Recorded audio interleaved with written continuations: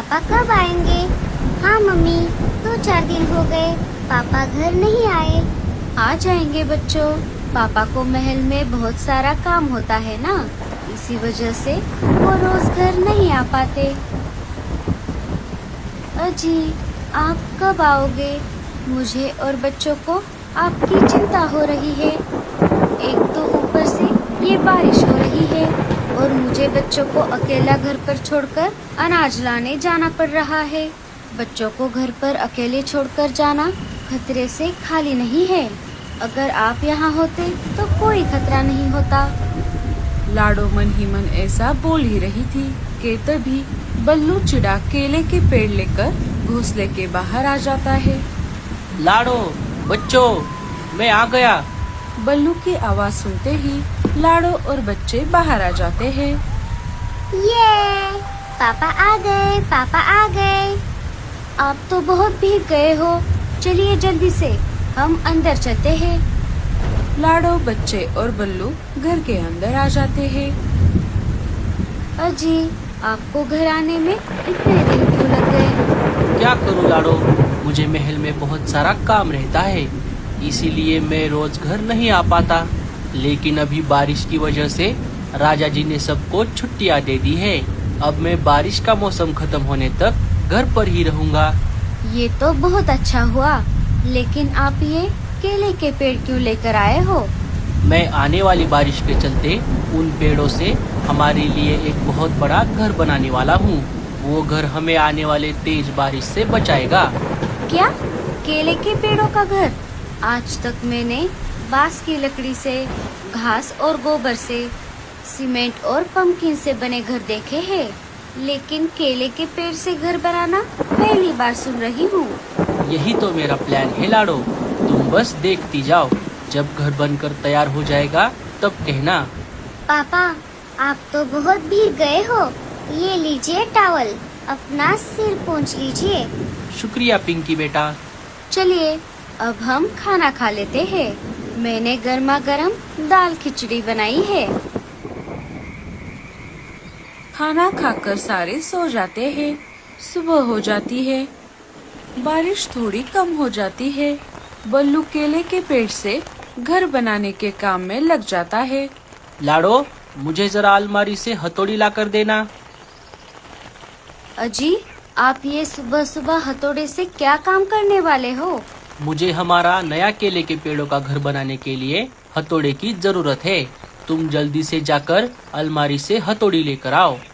अजी, अब बारिश थोड़ी कम हो गई है, आप घर का काम बाद में कर लेना, पहले जाकर अनाज लेकर आइए। अरे लाडो, मैं जब कल घर आ रहा था तब आते आते मैं बहुत सारा अनाज लेकर आया था। वो सारा अनाज मैंने अलमारी में रख दिया है। और रही बात घर बनाने की, तो कल जब मैं महल से निकलकर घर के लिए आ रहा था तब मौसम के जानकार पंछी महल में आ गए थे। उन्होंने कहा कि आने वाले 2-4 दिनों में हमारे जंगल में बहुत तेज बारिश होने वाली है। बारिश इतनी तेज होगी कि जंगल में बाढ़ भी आ सकती है। अगर बाढ़ का पानी हमारे घोंसले तक आ गया तो हमें घर से बाहर निकलना होगा। हम और बच्चे बारिश में भीग जाएंगे। हम और बच्चे बाहर बारिश में ना भीगे, इसीलिए मैं ऊंचाई पर ये दूसरा घर बना रहा हूँ। अच्छा, तो ऐसी बात है, रुकिए मैं अभी हथौड़ी लेकर आती हूँ। लाडो घर के अंदर जाकर अलमारी से हथौड़ी निकालकर बल्लू को लाकर दे देती है। बल्लू काम पर लग जाता है। बल्लू ने अभी काम शुरू ही किया था कि तभी वहाँ पर मीनू मौसी और टूनी आ जाती है। अरे बल्लू, ये तू केले के पेड़ों से क्या बना रहा है?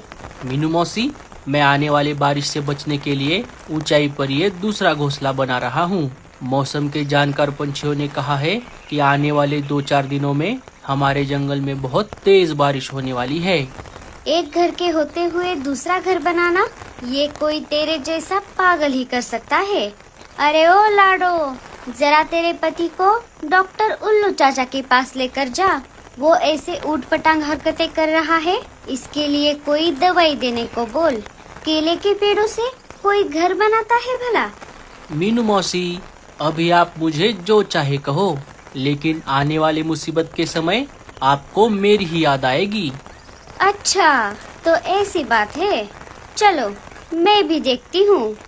चल टूनी, हमें घर पर बहुत सारे काम हैं। टूनी और मीनू मौसी वहाँ से चले जाते हैं। वो दोनों ये बात पूरे जंगल में फैला देती है। एक एक करके पंछी बल्लू चिड़े का केले के पेड़ों का घर देखने के लिए आने लगते हैं। अरे बल्लू, तुम ये केले के पेड़ों से अपना घर क्यों बना रहे हो? अगर बनाना ही है तो किसी दूसरी चीज से बनाओ। सारे बल्लू को इसी बात को लेकर ताने मार रहे थे, इसीलिए बल्लू को बहुत गुस्सा आ गया था। भूरे, तुम मुझे मत सिखाओ कि क्या करना है। तुम अपना अपना देखो, मुझे मेरा काम करने दो। चलो कालू भैया, हम यहाँ से चलते हैं। गोरी भाभी ने कहा है कि हम भी एक बड़ा सा घर बनाएं, जो जंगल में सबसे बड़ा और मजबूत हो। कालू और भूरा वहाँ से चले जाते हैं। अजी, जंगल के सारे पंछी हमें ताने मार रहे हैं, हमें पागल बोल रहे हैं। आप ये केले के पेड़ों का घर बनाना बंद कर दो। हम किसी दूसरी चीज से हमारा घर बनाते हैं। अरे लाडो, तुम उनकी तरफ ध्यान मत दो। तुम देखना, अभी जिन जिन पंछियों ने हमें ताने मारे हैं, वही मुसीबत के समय हमसे मदद मांगने के लिए आ जाएंगे। अब मुझे बहुत भूख लगी है। चलो, हम खाना खा लेते हैं। घर का भी थोड़ा ही काम बचा है। दूसरे दिन सुबह लाडो अपने बाकी साथियों से मिलने बातचीत करने वाले जगह पर आ जाती है। चलो साथियों, हम सब अनाज लाने के लिए चलते हैं। नहीं नहीं, हमें तुम जैसे पागल के साथ अनाज लाने के लिए नहीं आना। हम हमारा चले जाएंगे। अरे बुलबुल, तुम लाडो को पागल क्यों बोल रही हो? पागल नहीं तो और क्या कहूँ। हम बाकी के पंछी हमारा घोंसला अलग अलग प्रकार के चीजों से बनाते हैं, और इन्हें देखो, ये और इसका पति मिलकर केले के पेड़ों से अपना घर बना रहे हैं। पागल कहीं के। ऐसा नहीं है बुलबुल, हम आने वाले बारिश से बचने के लिए एक दूसरा घर बना रहे हैं, जो मजबूत और टिकाऊ होगा। हाँ बुलबुल, मैंने ऐसा ही एक घर मेरे मायके वाले जंगल में देखा था। वैसे घर में बारिश का पानी नहीं आता। मुझे तो लगता है कि बारिश अब नहीं आएगी। अगर आनी होती तो अब तक आ जाती। अरे नहीं टूनी, बारिश आएगी या नहीं ये हम नहीं बता सकते। क्या पता अभी थोड़ी ही देर में तेज बारिश शुरू हो जाए। मीनू मौसी के ऐसा कहते ही आसमान में घने काले बादल छा जाते हैं और थोड़ी ही देर में जोरदार बारिश शुरू हो जाती है। सारे पंछी वहाँ से निकलकर अपने अपने घोंसले में आ जाते हैं। बल्लू जी, अब हम क्या करें? लाडो, तुम चिंता मत करो, घर का काम पूरा हो गया है। लेकिन आज के लिए हम हमारे पुराने ही घर में रहेंगे। लाडो सबके लिए गर्मा गर्म खाना बनाती है। खाना खाकर सारे सो जाते हैं। जब सुबह हो गई तब लाडो ने देखा तेज बारिश की वजह से जंगल में बाढ़ आ गई थी और बाढ़ का पानी उनके घोंसले तक आ गया था। बल्लू जी, अगर पानी हमारे घोंसले तक आ गया है तो इसका मतलब है कि पूरा जंगल पानी में डूब गया है, क्योंकि पूरे जंगल में सबसे ऊपर हमारा ही घोंसला था। हाँ लाडो, मैंने कहा था ना, अब हमारा नए घोंसले में जाने का समय आ गया है। चलो, हम चलते हैं।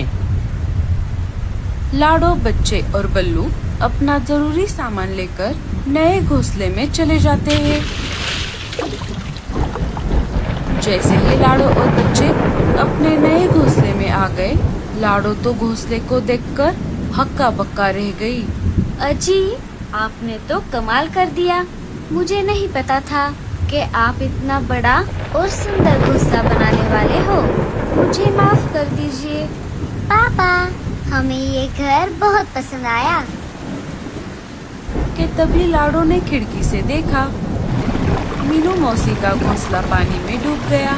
मीनू मौसी और टूनी पानी में बहने लगी। बचाओ बचाओ, अरे कोई हमें बचाओ। टूनी, मीनू मौसी, इधर आइए।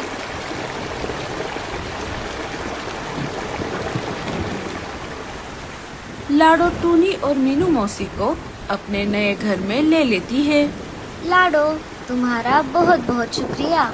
आज तुम्हारी वजह से हमारी जान बच गई। मीनू मौसी, ये देखो कितना बड़ा घर है।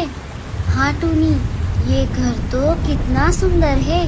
क्यों मीनू मौसी, आप तो मुझे पागल बोल रही थी ना।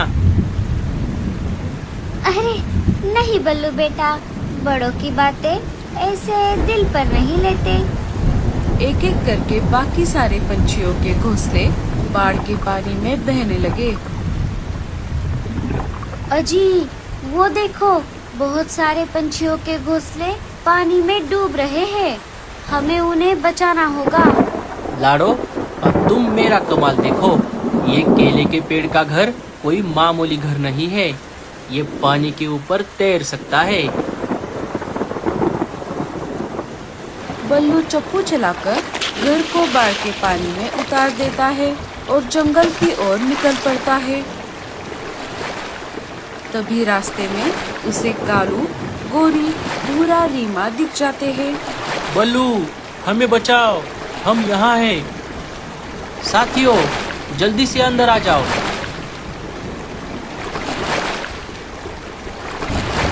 चारों एक एक करके घर के अंदर आ जाते हैं। अच्छा हुआ लाडो, तुम मदद लेकर आ गई, नहीं तो हम पानी में बह जाते।